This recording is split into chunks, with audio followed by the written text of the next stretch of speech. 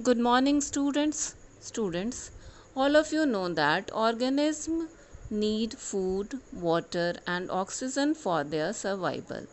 These substances are transported to various parts of the body. The waste that are produced by the organism are removed from the body. These waste are transported and collected in an area from where they are removed.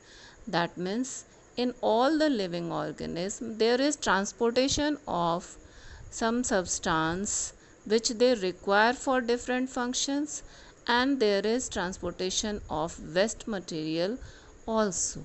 The waste materials get collected in an organ or area from where they are removed. In this chapter, we will study about the transportation of different substances in plants and animals. So, students, now what is the meaning of transportation? It is the process of movement of substances, or you can say this is the process of transfer of substances from one location or from one part to another in an organism. That means the process by which a substance gets transferred from one location to another in an organism is known as transportation. Students, in unicellular organism, transportation is easy. Here, simple processes like diffusion, that means mixing of particles by their own, and osmosis help in the movement of different substances. That means in unicellular organism, the two processes, diffusion and osmosis, help in the movement of different substances. In multicellular organism, different parts of the body perform different functions in the process of transportation. There are different organs, different parts of the living things which help in the process of transportation. However, they stay connected so that each part receives its required substances while the unwanted materials are eliminated from the body. Simple processes like diffusion and osmosis are not sufficient here for transportation, as a lot of time would be needed in such case. In plants, water and minerals from the soil are taken up by the roots and distributed to leaves and other parts of the plants. Similarly, food which is prepared by the leaves is distributed to other parts of the plants. Now, what are the substances which get transported in plants? In plants, it is food, water and minerals, carbon dioxide and oxygen that get transported. Food which is prepared by leaves get transported to other parts of the plant. Water and minerals which are absorbed by the roots from the soil and sent to other parts of the plants. Then carbon dioxide which is absorbed from atmosphere and transported to leaves for photosynthesis. Next is oxygen which is absorbed from atmosphere and transported to all parts of the plant for respiration.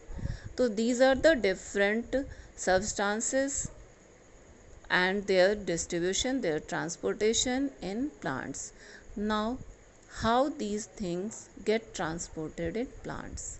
The first one is transport of water and minerals.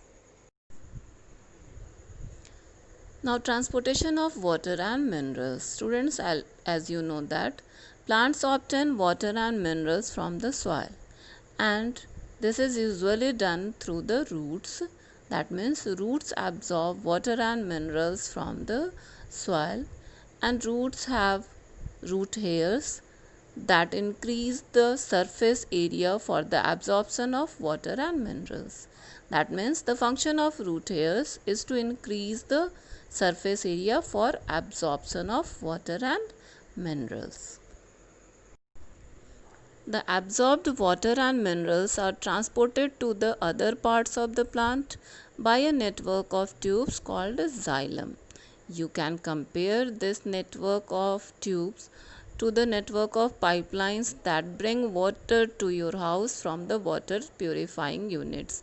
That means the network of tubes present in plants and that helps in transportation of water and minerals from root to other parts of the plant, they are known as xylem.